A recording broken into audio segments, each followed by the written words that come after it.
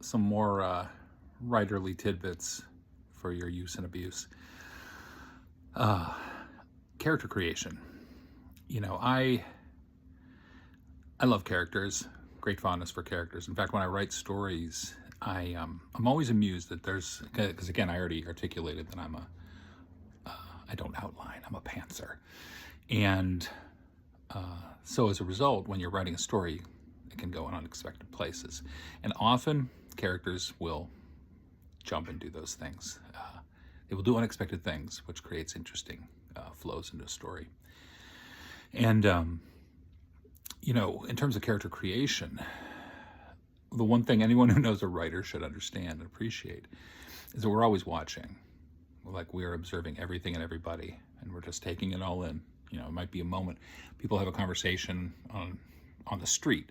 If a writer overhears it, it's kind of like, that was interesting. That was an interesting exchange. Friends, family, all those people.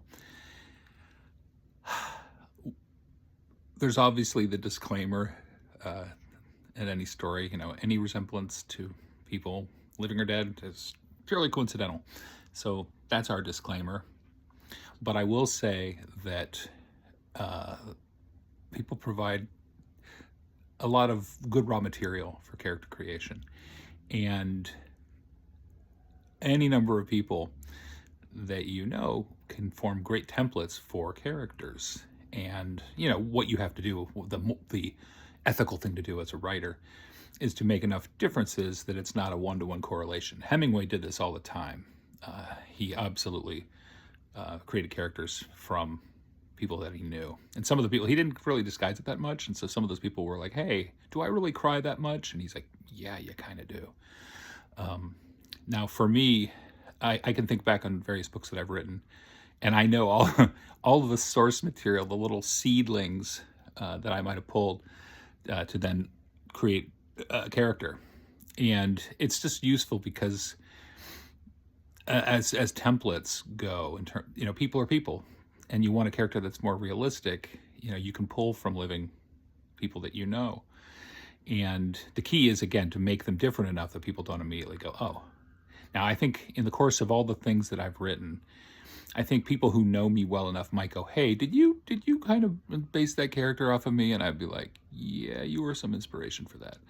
And they're like, "Damn you, writer! Why are you doing that?" It's just, they always say, "Write what you know." Well, people.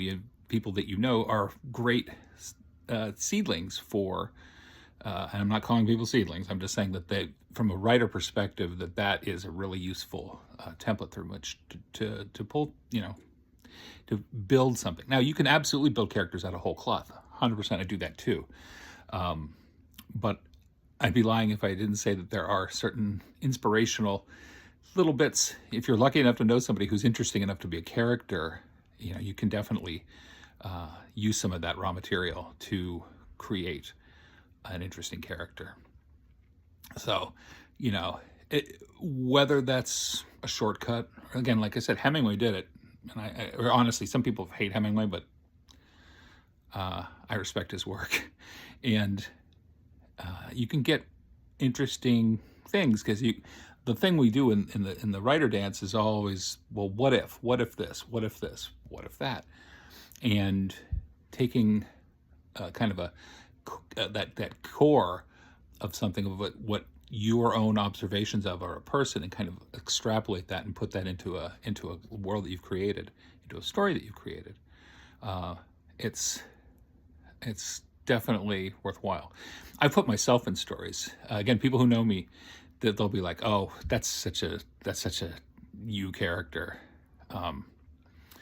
In the Cursed Earth, which is my cosmic folk horror novel, kind of a parody, but also legit for what it is.